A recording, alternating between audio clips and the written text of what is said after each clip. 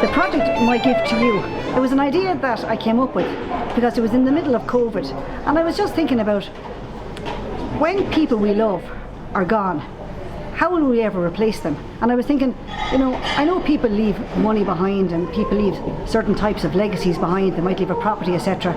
But at the end of the day, what is the essence of themselves? And sometimes it is their story that is their actual essence. And so we started this project, which is called My Gift to You. It's a legacy gift. So we got 20 participants to start to write their stories.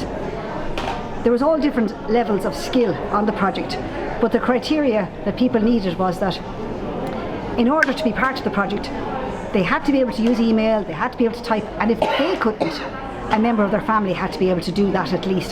So some of the projects were done by people themselves, and other people had family members that assisted them to do it. It was a great success, but it was a real team effort, because you had the participants that were writing, you had me that was like the driver behind it, we'll say and I edited the work. Then we had the designer who designed the work. Then it went to the printers.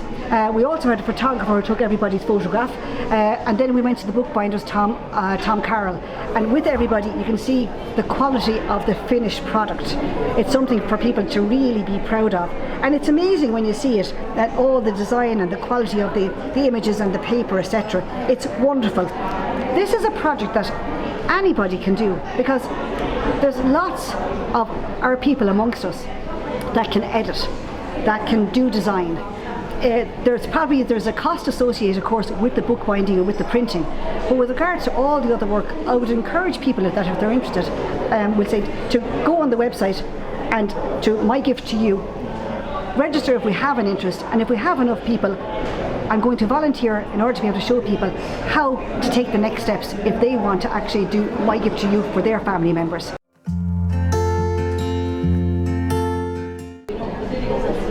Mary, how did you find writing? Well, I suppose I found it very therapeutic. Oh, very good. Yes. You had started the story many years ago.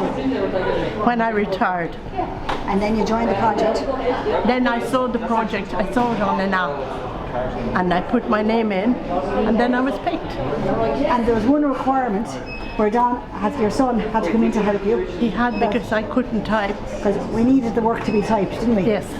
And then the work had to go back and forth through a number of processes. And corrections. Were you tired at the end? At the end I got so tired of the whole thing, I thought it would never go away. I didn't care if I never saw the book. But now that it's all done, was it worth it? Yes, I'm absolutely delighted. I can't believe when I see this. I really can't. It's like having a baby. And tell us how much pain you went through. It was no problem at all, because I was living in County Clare and Mum was living in Waterford, obviously, so I was connecting over the internet and typing it on her computer as she read it out and corrected me. All the time. All my spellings, and there was great fun, and games went on for weeks at a time.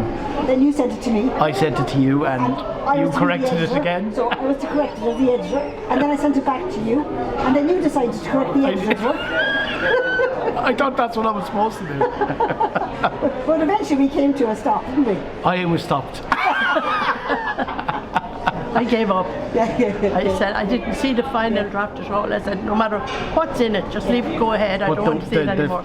The quality is fantastic. What's turned out, it's so beautiful. Mary, would you open it there? We'll just see the pictures inside. That's okay. And Mary, what's your story about, briefly? It's about growing up in Sally Park in the 40s. The whole thing ends when I'm about 10 and a half. That was it. I just wrote about my early life, because I suppose I saw such a difference for my grandchildren. Well, I didn't have them at the time, but for children now, it's unbelievable. It's like something you'd see in the pictures. Nobody would believe the life that we had. And everybody had about the same amount, which was very little. And your family might be called a railway family. We were a railway. My father was on the railway.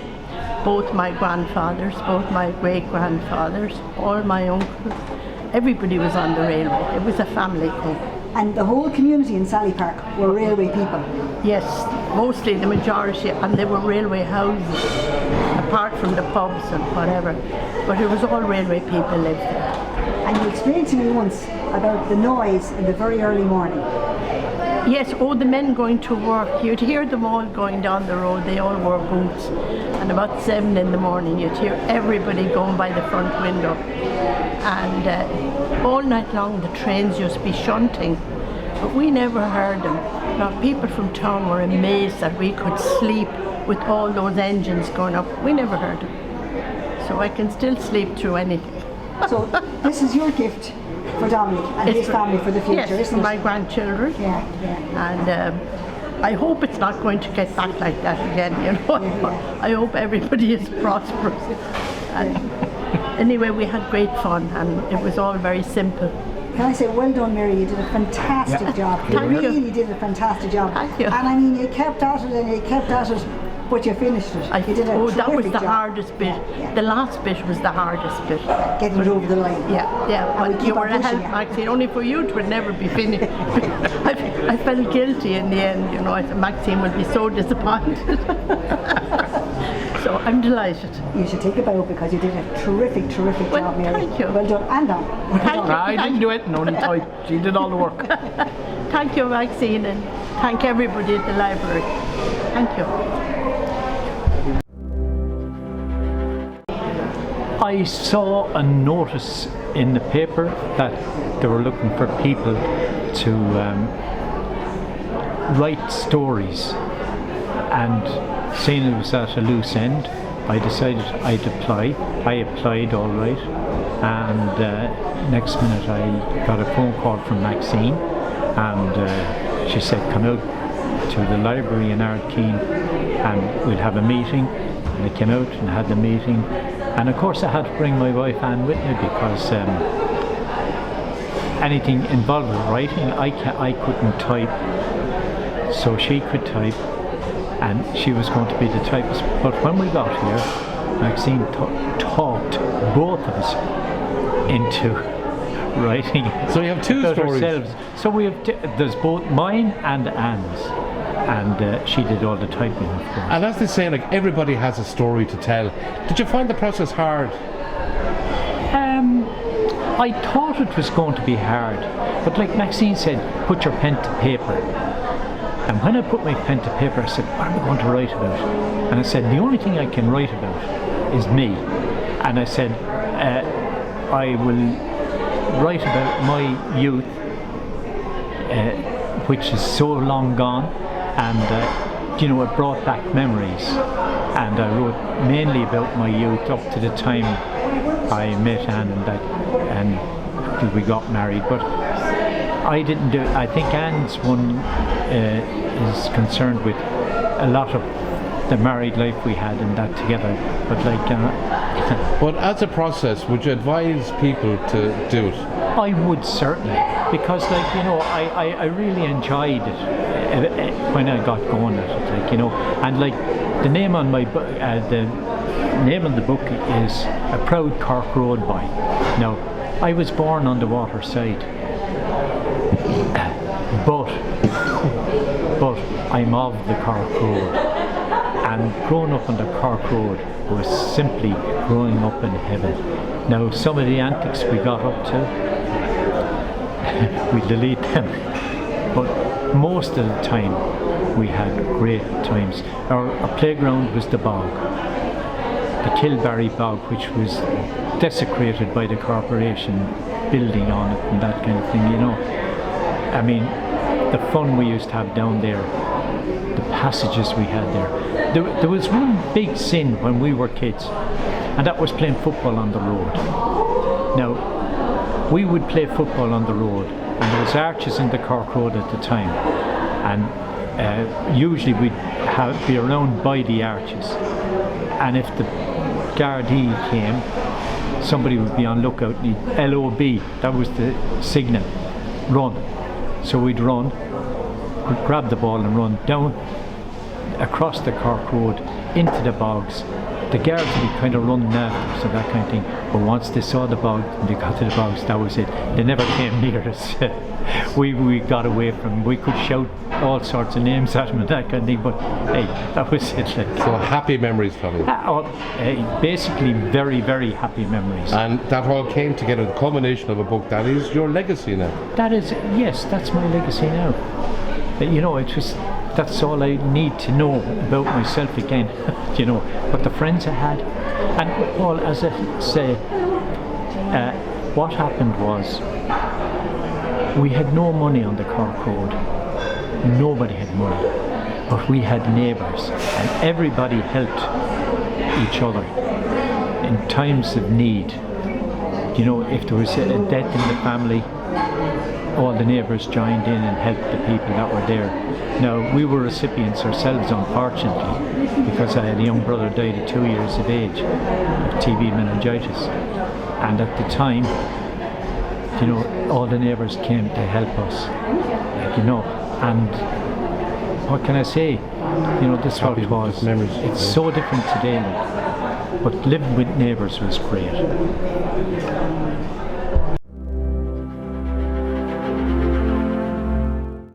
Jimmy, you're a genealogist. Siobhan, you had done work on your genealogy, and then Jimmy Burke was helping you to go through the latter stages of it. You finished your book. Yes. Tell us what you did to add to the genealogy. Well, what I did was I had done the family tree a number of years ago, and I still had the contact details. I have cousins in England and in Cork and in Wexford, and I still had the contact details, and I phoned them up and I emailed them, and just to get, like, I had a photograph of dates of birth of people, but you know, having that, you need some more information.